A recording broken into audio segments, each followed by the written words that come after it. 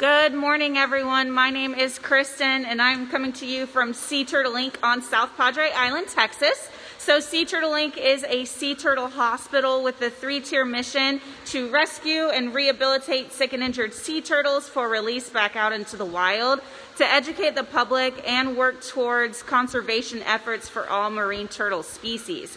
So today we have a special treat for you guys. We are going to go live with our Aquarist Maria. She's never been on one of our Facebook Lives before, so we're really excited to share her with you guys. So I'm going to spin the camera and let her do her thing. If you guys have questions, feel free to type them into the comment box, and I'll relay those questions to her as we're going. Thank you guys so much for hopping on. I see 10 of you on right now. Go ahead and type into the comments where you guys are tuning in from.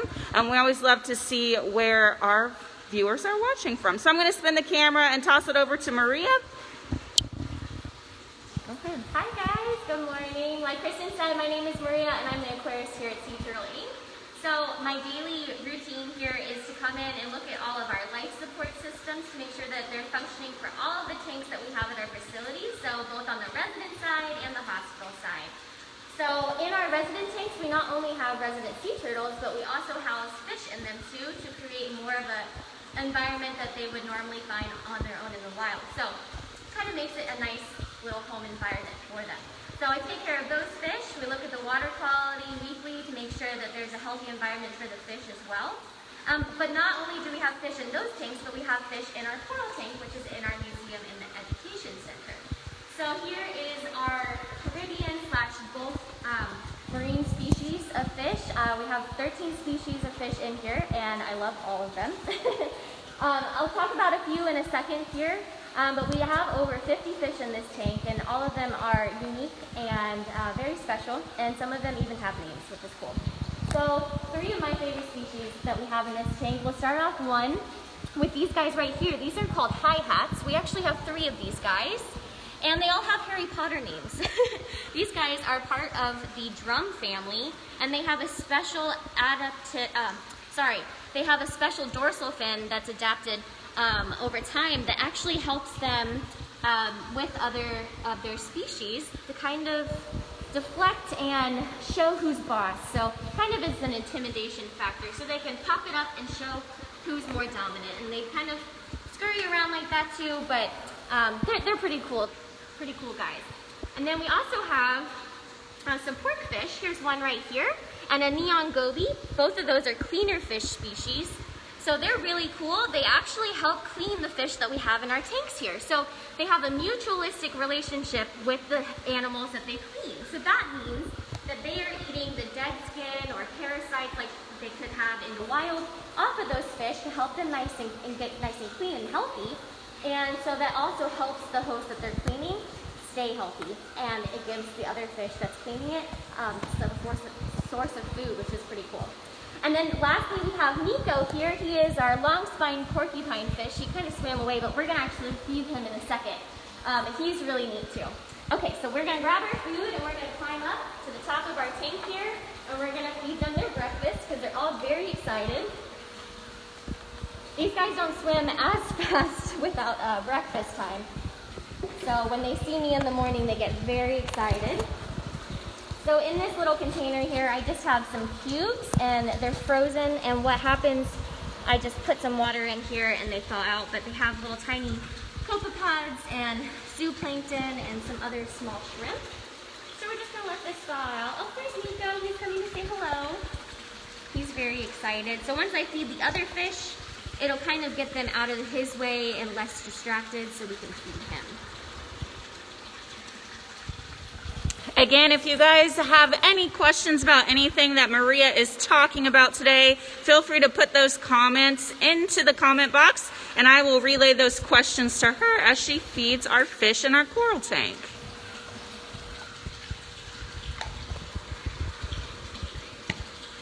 All right, there we go. We also have some invertebrates that live in our tank too. So we have snails, we have some sea stars, sea urchins. Some of those guys are hiding. They like to come out more at nighttime, but they help take care and clean our system as well. So I'm actually gonna tear up some pieces of shrimp for these guys that are carnivorous, and they're gonna eat those. That way it can distract them so so I can feed Nico here. So we're gonna place the shrimp in here, let Nico see it, and he'll find it. These guys have a really cool jaw. They actually have two teeth that are formed together and they form a beak. And that is how he is able to squish the shrimp and tear it up so he can actually eat it. So in the wild, he would obviously be eating live shrimp and live crustaceans. So that beak has to be super strong in order for him to be able to crush it. So one of the questions coming in from Paul is if this is a puffer fish. Oh, very good question. So pufferfish and porcupine fish are in the same family, but they're a little bit different. So pufferfish actually don't have the long spines that porcupine fish do. And that's just a cool adaptation that the porcupine fish have in order to help protect them a little bit more. So both the pufferfish and the porcupine fish can float up, so they'll suck in water to make a big kind of ball shape. And that is to help protect from predators that might try to eat them, but those spines can help these porcupine fish a little bit more so they can't be eaten. So you guys probably saw Nico swam. He's all the way over there at the bottom side of the tank. So hopefully if he comes back up, you guys will be able to see him again. But Maria, can you tell us what this little guy is? Yeah, so that guy is a filefish.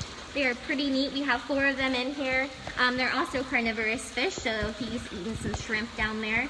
They have really cool dorsal and ventral spines and rays there that flutter in certain patterns, which is just really cool compared to other dorsal fins that other fish have.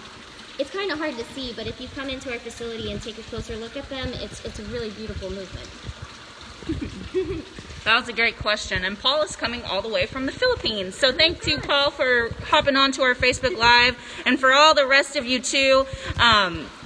We love seeing so many people from all over the world connecting with us to learn about sea turtles and ocean conservation and everything that we like sharing about our facility here on Facebook, for those of you that can't come visit us in person. Now I'm going to spin the camera around really quickly. So today is Wishlist Wednesday here at Sea Turtle Inc. And we are doing this live with Maria because there are lots of things that we need here at Sea Turtle Inc. to help care for these awesome fish that you guys just looked at, as well as all of our turtles, both our patients in the hospital and our residents that live here full time. So I'm going to spin the camera around. Any donation that is made on this video is going to go towards the things that Maria is going to tell you about right now. So let me spin this around and pass it back over to her. Hey, so some of the things that we are looking for are new ladders for our tanks in the resident pools. The ladders that we currently have are falling apart, and we really need a safer way to get in and out of the tank to help the turtles and clean their homes. So that's one of the things. Another thing is testing water quality for all of the tanks here is super important, especially for fish health. So it would be really important for us to get a new photometer. That's just something that helps us regulate our water quality a lot closer so we can make sure that they're in healthy environments for the fish too. And then lastly, we also are trying to get some coral substrate for this tank. While we have substrate in here, it would be a lot better for them in the long run, and it would make it a lot prettier too. So those are just some of the things. Awesome, thanks Maria. So again, this is our coral tank that is in the museum area of our facility. Nico is still down there swimming around, so I'll walk down there so you guys can get a view of him again. We have a little hermit crab crawling up the side of our coral wall right now. And all the fish are really happy now that they got to eat their breakfast. So I'm going to make my way back down the ladder that we are on. We are so grateful for all the support that you guys have shown Sea Turtle Inc.